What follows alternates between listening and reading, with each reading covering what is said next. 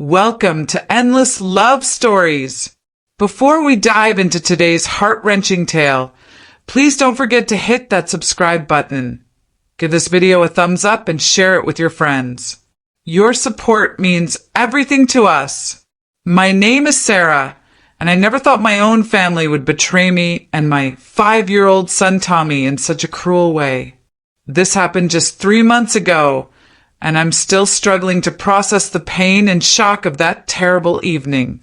It was a rainy Thursday night in October when I received an urgent call from my sister Jessica. She was sobbing on the phone, telling me that her husband Mark had left her after a massive fight. She begged me to come over with Tommy, saying she needed family support and couldn't bear to be alone. My heart ached for her, so despite the late hour and heavy rain, I packed a bag for Tommy and myself and drove to her house across town. When we arrived, Jessica seemed genuinely grateful, hugging us both tightly and thanking me repeatedly for coming. Tommy, being the sweet child he is, immediately tried to cheer up his aunt by showing her his new toy cars and telling her funny stories from school. For the first hour, everything seemed normal. We sat in the living room, drinking tea and talking while Tommy played quietly on the floor. But then my parents arrived unexpectedly. Mom and Dad had always favored Jessica over me, something I'd learned to accept over the years. They showered Jessica with attention and sympathy, completely ignoring Tommy and me. When Tommy excitedly ran to show his grandparents his toys, Dad barely glanced at him and Mom just waved him away dismissively. As the evening progressed, Tommy grew tired and naturally became a bit more energetic, as children do. He wasn't being particularly loud or disruptive, just laughing and playing with his cars, making the normal sound effects that 5-year-olds make. But Jessica's mood suddenly shifted dramatically. Her face darkened, and she started glaring at Tommy with pure hatred in her eyes. "Can't you control your brat?" she snapped at me. "Some of us are trying to deal with real problems here." I was shocked by her sudden hostility, but I gently asked Tommy to play a bit more quietly. He immediately obeyed, whispering as he played. But it wasn't enough for Jessica. Every little sound Tommy made seemed to infuriate her more. When he accidentally dropped one of his cars and it clattered on the hardwood floor, Jessica exploded. She stormed over to Tommy, grabbed him roughly by the arm, and started screaming at him. "I told you to be quiet, you little monster! You're ruining everything!" Before I could react, she raised her hand and slapped Tommy hard across the face. The sound echoed through the room, and Tommy immediately burst into tears. I jumped up to protect my son, but Jessica wasn't done.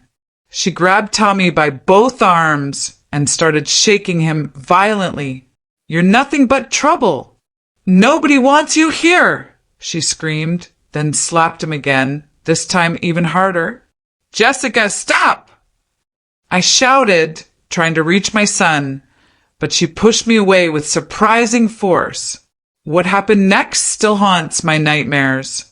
Jessica dragged Tommy to the front door, threw it open, and literally kicked my crying, terrified child out into the pouring rain. Tommy stumbled and fell on the wet porch, his little body shaking with sobs and shock.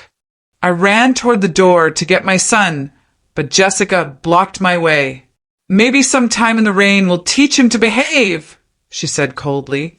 But the most devastating part wasn't even Jessica's cruelty. It was my parents' reaction.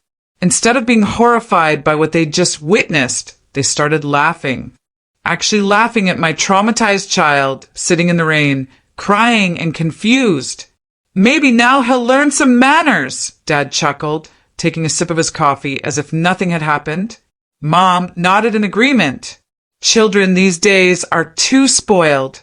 A little rain never hurt anyone. I felt my world collapse in that moment. These were the people who were supposed to love and protect Tommy unconditionally. These were his grandparents, his aunt, his family, and they were treating him like he was nothing more than an unwanted pest.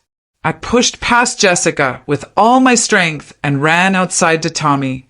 He was soaked through, shivering uncontrollably, and had a bright red handprint on his cheek where Jessica had hit him. When he saw me, he threw his little arms around my neck and wouldn't let go. "Mommy, why did Aunt Jessica hurt me? What did I do wrong?" he whispered through his tears. My heart shattered into a million pieces. I carried him to our car, grabbed our bags from inside without saying another word to any of them, and drove straight home. Tommy fell asleep in my arms that night, still occasionally whimpering in his sleep. The next morning, I made the hardest but most necessary decision of my life. I cut all contact with my family. When they tried to reach out days later, acting like nothing had happened and expecting things to go back to normal, I blocked their numbers and refused to see them. Tommy and I have been building our new life together, just the two of us. It's been challenging, but we're stronger than ever. I've learned that family isn't always about blood relations. It's about the people who truly love and support you unconditionally. The lesson I want everyone to take from this story is that you should never tolerate abuse, especially when it comes to your children. Sometimes the people who hurt us most are the ones we least expect. But protecting your child's well-being and emotional safety must always come first, even if it means walking away from toxic family members. Tommy is doing much better now. He's in therapy to help process what happened, and he's slowly learning to trust again. As for Jessica and my parents, I heard through mutual friends that Jessica's marriage couldn't be saved anyway, and she's now dealing with the consequences of her choices alone.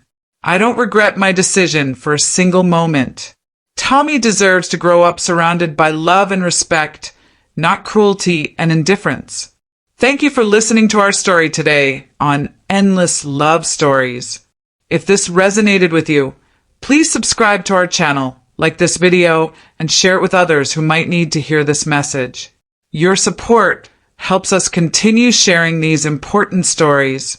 Remember, you are stronger than you know, and you deserve to be treated with love and respect. Until next time, take care of yourselves and your loved ones.